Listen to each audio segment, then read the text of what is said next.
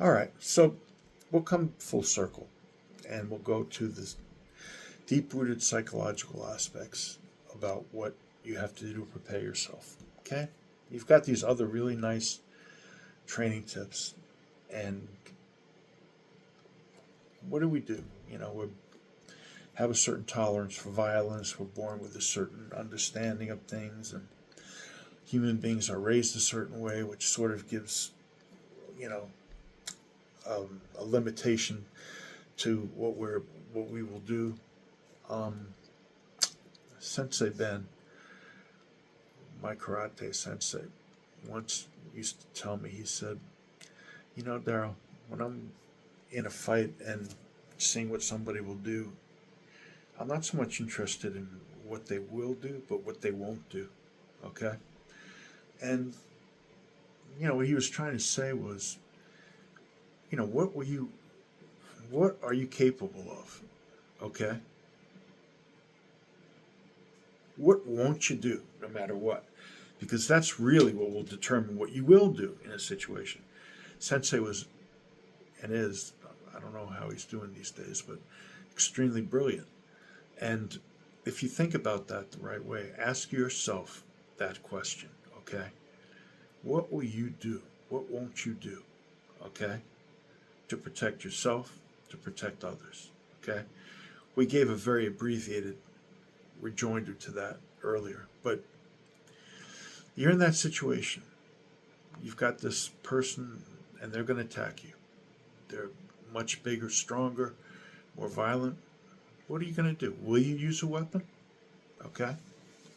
Because if you pick up a weapon, you want to make sure you'll use it, and you want to make sure that you'll understand the degree to which you'll have to use it. Because otherwise, people can take that weapon away from you. That's one of the most dangerous things about a knife, is that when somebody is sufficiently enraged, it's not an issue, but somebody who is acting defensively with a knife, it can be an issue. Because the person that takes the knife might be enraged now when they weren't before. With a stick, it's a similar problem, although it's not as,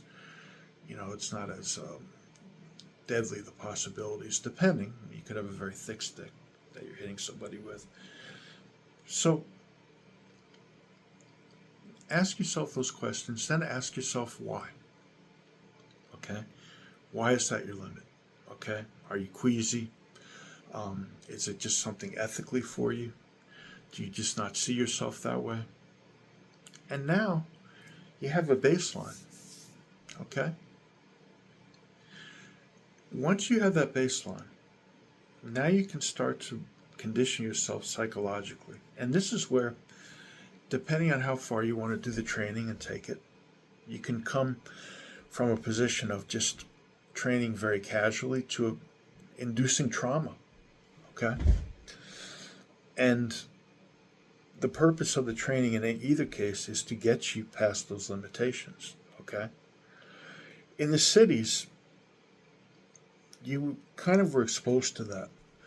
And most guys in my generation, even if they weren't fighters, if they weren't tough guys, well, I take that back. There were a lot of people that wouldn't. But a lot of people had this understanding that at a certain point, they just didn't give a fuck anymore. And at that point, if you don't care, you'll do anything to what you have to do. So that's actually a very good position to be in for self-protection. Okay? You have to learn what it's like to not only get angry that way, but to take that anger and to focus it and to make it like a laser. Okay? And make it to a point where it makes you want to act. Okay? And if you can do that, then you've accomplished a lot more than a lot of people. Just that attitude will save you more than most self-protection situations, okay? Because what gets people in the biggest trouble is when they're in a situation, this little voice that is trying to sort of orient them, okay? Nah, that guy didn't just smack me upside the head and his friend isn't coming up from behind, it's impossible. Our body, it wants to protect us, but it wants to reassure us also. Okay? Think about it. Think about this if you may have had a situation in the past, okay?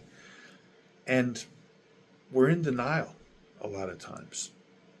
And that righteous indignation, that anger, will turn that denial off right away by saying, fuck this motherfucker. No way. Ain't happening. I'm going to kill this motherfucker. I'm going to go take him to hell and back again if I have to.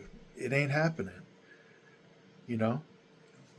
There used to be guys like in my neighborhood. One guy, before he even started to fight, he was a small guy. He came back from Vietnam, really good street fighter.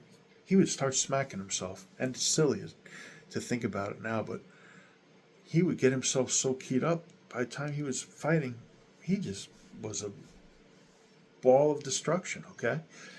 So, understand your denial. Get rid of that little voice as much as you can. And the way you do that is through inducing anger, self-righteous indignation, okay?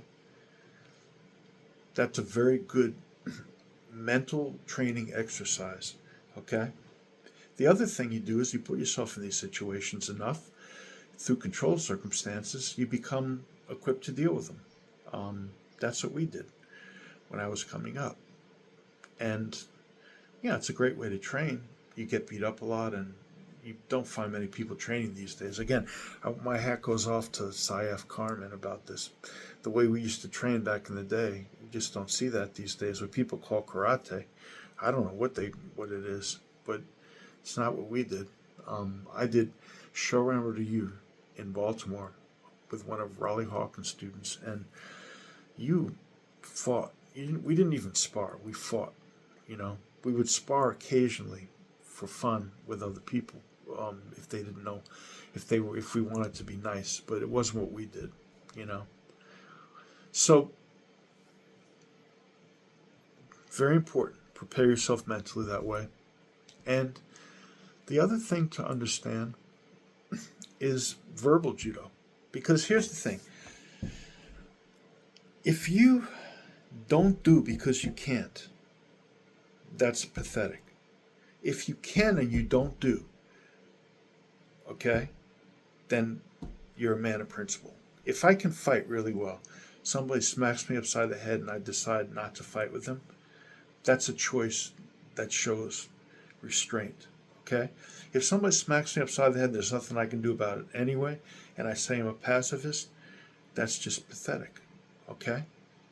Now, if you understand that concept, okay, here's how it applies to what we're doing mentally. Once you get a sense of your limits and how to increase them, how to get rid of that little denial that says, no, I'm not in this situation, I'm going to bury my head in the sand, and replace it with, I'm going to kill somebody now. Then, now you can start to exercise what's called verbal judo. Okay? Now you can start to talk to people, watching your distance so that you don't get in a spot where you're caught off guard, because you have the confidence and understanding to apply when you have to. Okay? Big difference. When I was a bouncer, I seldom got into physical confrontations. I was really good with my verbal judo. However, I was fighting tooth and nail all the time in my training. I didn't need to prove anything. Okay? It's the same concept. Now, you can do various drills that bring us to that point, and a lot of people do that, and it's a great thing. It's a great training exercise, no question about it. Just understand these benchmarks yourself, though, and be honest with yourself, and you'll get way ahead of your training, okay? Always be honest, with yourself. Because, you can get all these belts, all these accolades, but unfortunately, they don't really mean much if you can't look at yourself in the mirror, okay? Anyway, I hope that's helpful, and train hard. We'll